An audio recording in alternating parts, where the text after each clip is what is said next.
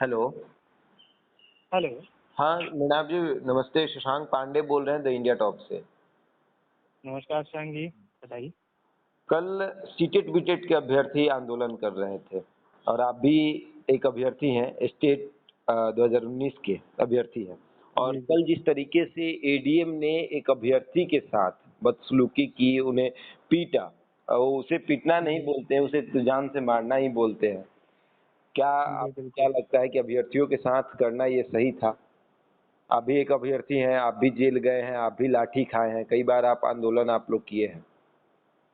जी sir, बिल्कुल। देखिए, ये जो किसी भी तरीके से इसे सही नहीं ठहराया जा सकता, ये कम्प्लीटली अनुचित है। हम्म, और कल वाली जो हमारे साथ भी एक घटना हो चुकी है, 29 जून हम्म, 2021 को जो हमारा आंदोलन था, उसमें हमने भी लाठियाँ खाई थी। हम्म, हम लोग भी लॉकअप में गए थे। हम्म, उसके बाद भी हमारे साथ ये चीज़ें कंटिन्यू रही। उस वक्त सरकार एनडीए अलायंस की थी, अभी सरकार राजद और महागठबंधन की सरकार है। तो हम्म, सरकारें बदली हैं, लेकिन परिस्थितियां तो बिल्कुल वही हैं। हम्म, और इसमें उस वक्त भी हम पे भी अत्याचार हुआ था, हमने भी लाठियां खाई थी। लेकिन कल वाली जो घटना थी, हम्म, इसकी तो जितनी निंदा की जाए बहुत कम है। हम्म, मुझे अभी तक ये समझ नहीं आ रहा कि जो जांच बिठाए गए हैं उसमें किस जांच की अत्यधिक आवश्यकता आ रही है। जो सामने है, वीडियो कैमरा में दिख रहा है हम्म, कि एडीएम साहब उस लड़के को मार रहे हैं जिसके हाथ में तिरंगा है। हम्म, जहाँ तक मैं जानता हूँ कि हमारे यहाँ तिरंगा लिए हुए आतंकवादी तक को मारने का अधिकार नहीं होता है।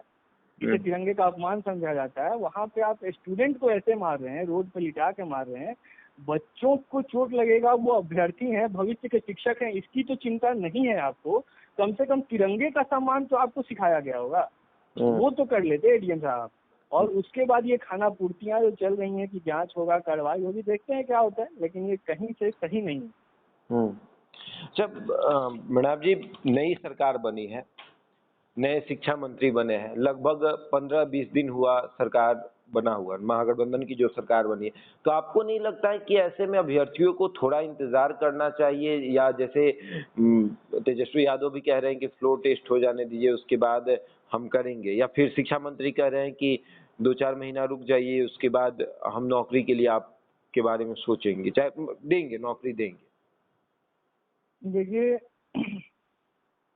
ये एक बहुत गंदा मजाक चल रहा है अभ्यर्थियों के साथ। हम्म, आप बोल रहे हैं कि फ्लोर टेस्ट हो जाने दीजिए, या 2-4 महीने का समय दे रहे हैं आप। हम्म, आपने पूरा कैबिनेट डिसाइड कर लिया, आपने पोर्टफोलियो डिसाइड कर लिया इसे क्या है, और उसके बाद आप बोल रहे हैं कि हमारा फ्लोर टेस्ट हो जाने दीजिए। आपने किस चीज की शंका है आपको? क्या आपको ये शंका है कि आपकी सरकार जाने वाली है? हम्म, मुझे नहीं लगता कि इनको इस बात का अब डर है। आपके पास जितने होने चाहिए उतना बहुमत है, आपके पास उतनी संख्या है आपकी। फिर आपको डर किस चीज का है? रही बात सरकार बदलने की, तो देखिए, सरकार नहीं बदली है। हम्म, नीतीश कुमार के सरकार के अलायंस बदले हैं। हम्म, पहले इनका एनडीए या बीजेपी के साथ था, अब महागठबंधन यानी कांग्रेस राजद के साथ है। हम्म, सरकार वही है, मुख्यमंत्री वही है। तो ये जो बरगलाया जा रहा है, भ्रमित किया जा रहा है सारे अभ्यर्थियों को कि सरकार बदल गई है, क्या बदल गया है? जो विजय कुमार चौधरी जी जो शिक्षा मंत्री थे, हम्म, उन्हें अब वित्त मंत्री बना दिया गया प्रमोट करके। हम्म, आप नए, ठीक है, राजद नया आया है इनके साथ, तो राजद जब नई पार्टी इनके साथ जुड़ी है, इनका कम्युनिकेशन तो है, वो भी जदयू के थे, विजय कुमार चौधरी जी। ये शिक्षा मंत्री जी उनसे बात कर सकते हैं अगर कहीं कोई चीज ऐसी है जो इनको समझ में नहीं आए तो। ऐसा तो है नहीं कि वो बीजेपी के थे जो इनके बीच में कम्युनिकेशन नहीं होगा। आप बात कर सकते हैं। ऐसी क्या दिक्कत आ रही है जिसके लिए आपको समय चाहिए? हम्म, शिक्षा मंत्री जी जो पहले वाले थे, विजय कुमार चौधरी जी, वो जुलाई तक की बात कर रहे थे। हम्म, जुलाई तक आते आते इन्होंने, जिस अपर सचिव ने ट्वीट पे ये कहा था कि सभी स्टूडेंट का हो जाएगा, सभी सीएस वालों का हो जाएगा, जिन्होंने हामी भरी थी, जो शिक्षा मंत्री जी जो विजय कुमार चौधरी जी थे उनके साथ जिन्होंने बैठ के प्रेस वार्ता किया था 12 मार्च वाला, वो सारे लोग, उसमें से अपर सचिव का ट्रांसफर हो गया, शिक्षा मंत्री को इन्होंने बदल दिया। अब ये नया शिक्षा मंत्री लेके आए, वो शिक्षा मंत्री जुलाई तक की बात कर रहे थे, ये शिक्षा मंत्री फिर आगे का समय मांग रहे हैं। इसकी क्या गारंटी है कि आने वाले दिन में ये शिक्षा मंत्री नहीं बदल देंगे? हम्म, तो मतलब आप ये एक तरह का मजाक कर रहे हैं ना हमारे साथ कि आप शिक्षा मंत्री का पोर्टफोलियो बदल के आप उनको वित्त मंत्री बना रहे हैं। ऐसा तो है नहीं कि उनका डिमोशन हुआ है। ऐसा तो है नहीं कि वो 12 मार्च और 21 जून के जो रिजल्ट के बीच में व्यापक विसंगति थी, उस भ्रष्टाचार में वो जेल में गए हैं। कुछ ऐसा तो हुआ नहीं है जो नहीं होना चाहिए था, जो बहुत नामुमकिन सा है या जिसके बारे में जांच बिठानी है, जांच चल रही हो। जब कुछ भी वैसा नहीं है तो कमी ऐसी क्या, कहाँ संवाद की कमी आ रही है कि आप नहीं कर पा रहे हैं अभी? तो ये एक बहुत घटिया मजाक चल रहा है और समय की जो मांग की जा रही है, मुझे ये न्यायपूर्ण नहीं लग रहा है, क्योंकि हम लोग ऑलरेडी 2019 से वेट करके 2022 अगस्त तक आ गए हैं। मतलब अभी भी आप लोग को डर सता रहा है?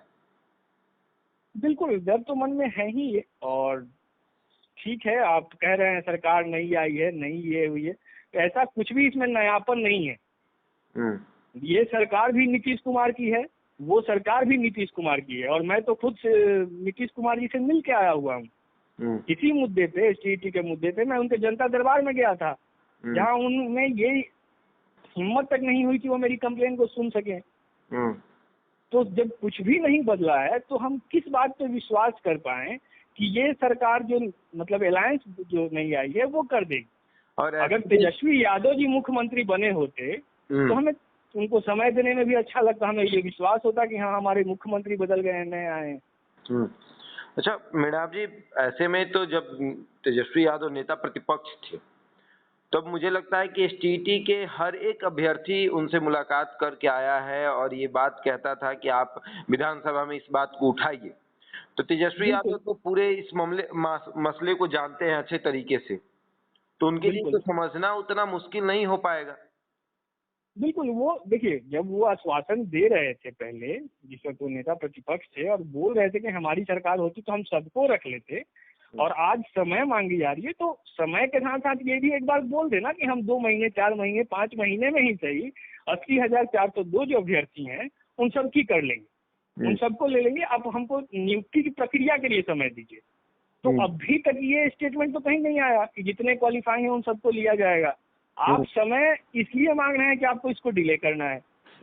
आप आश्वासन साथ में ये भी दे दीजिए ना, आपको समय हम लोग दे देंगे 2-4 महीने, 5 महीने। सरकार किसी की रहे, एसटीईटी अभ्यर्थी हमेशा नाराज रहेंगे।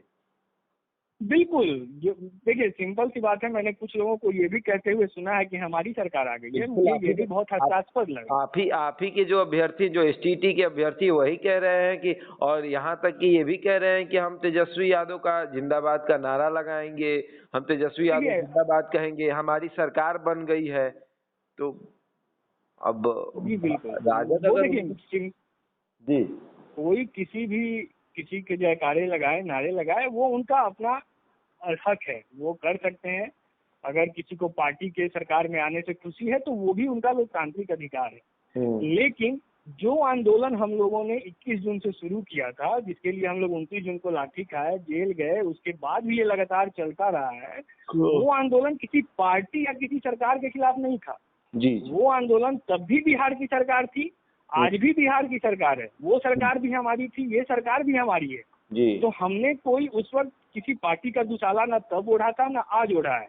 हमारे लिए सरकार हमेशा से वही रही है। और ये बहुत हास्यास्पद है जो ये एसटीईटी के, हाँ आप अगर किसी पार्टी के कार्यकर्ता बन के ये बात कहते हैं तो समझ में आता है, लेकिन अगर आप एसटीईटी के अभ्यर्थी बन के कहते हैं कि हमारी सरकार आ गई है, तो मुझे ये बहुत हास्यास्पद लगता है, क्योंकि दोनों ही सरकार हमारी है। जी। आम जनता के लिए वो सरकार भी हमारी थी, ये सरकार भी हमारी है। हमारा अधिकार है, हमारी प्रतिबद्धता है कि हमें आप नौकरी दीजिए। हमारा आंदोलन हमारी नौकरी के लिए था, हम वहाँ राजनीति करने नहीं गए थे। अगर राजनीति करना है तो उसके लिए अलग मंच है, आप अलग मंच पर उतर के कीजिए। सरकार सब हमारी है। नीतीश कुमार उस वक्त भी मुख्यमंत्री थे, नीतीश कुमार जी अभी भी मुख्यमंत्री हैं। हमारे मुख्यमंत्री वो तब भी थे, हमारे मुख्यमंत्री वो अब भी हैं। उस समय के शिक्षा मंत्री जी बदले हैं, लेकिन नौकरी तो देनी होगी ना उनको।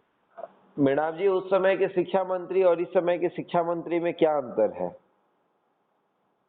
देखिए, अभी तो सिर्फ मुझे जो दिख रहा है वो यही अंतर दिख रहा है कि वो शिक्षा मंत्री बीजेपी के साथ अलायंस में थे, ये शिक्षा मंत्री आरजेडी के साथ अलायंस में है। वो शिक्षा मंत्री जदयू के थे, ये शिक्षा मंत्री आरजेडी से हैं। इससे ज्यादा कुछ विशेष अंतर तो दिख नहीं रहा है दोनों की बातों में।